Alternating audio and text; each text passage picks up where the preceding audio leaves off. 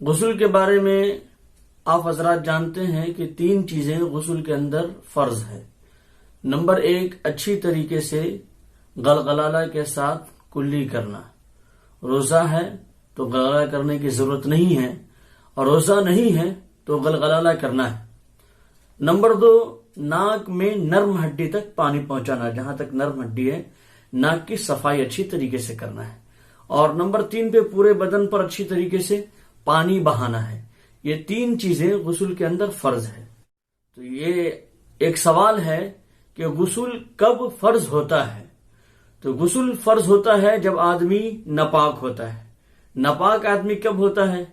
تو ابو داؤد شریف کی حدیث ہے، عن ابی سعید الخدری رضی اللہ تعالی عنہ قال قال رسول اللہ صلی اللہ علیہ وسلم الماء من الماء، رواہ ابو داؤد جلد نمبر 1 صفحہ نمبر 29۔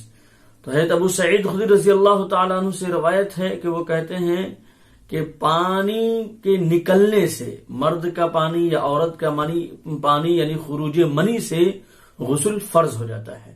اسی طریقے سے عورت حیض یا نفاس سے پاک ہو تو اس کے بعد غسل کرنا فرض ہے۔ تو یہ 2 چیزوں کو جمعہ کے دن غسل کرنا، عید بقرعید میں غسل کرنا، اور احرام باندھنے کے وقت غسل کرنا، اور زوال شمس کے بعد عرفہ میں حاجیوں کے لیے غسل کرنا، یہ چیزیں سنت ہے۔ سنت غسل جمعہ کے دن، عید بقرعید میں، اور اس کے بعد احرام باندھنے کے وقت، اور زوال شمس کے بعد حاجیوں کے لیے یہ غسل سنت ہے۔ اسی طریقے سے جب ہم غسل کر رہے ہوں تو یہ چیزیں بھی ذہن میں رکھنی چاہیے کہ کہیں بال کے برابر بھی خشک نہ رہے، کوئی جگہ باقی رہ جاتی ہے اگر آدمی اچھی طریقے سے دھیان نہ دے۔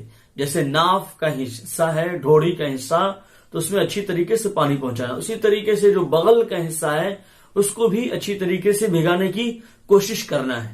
اور اسی طریقے سے جو شرمگاہ کا حصہ ہے، تو ان ساری چیزوں کو اچھی طریقے سے بھگانے کی کوشش کرنا ہے۔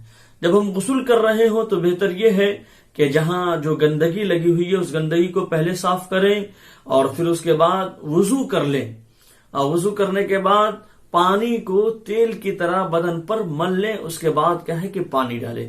یہ بہتر طریقہ ہے، ایک بیگ جسم کے اوپر پانی نہ ڈالیں۔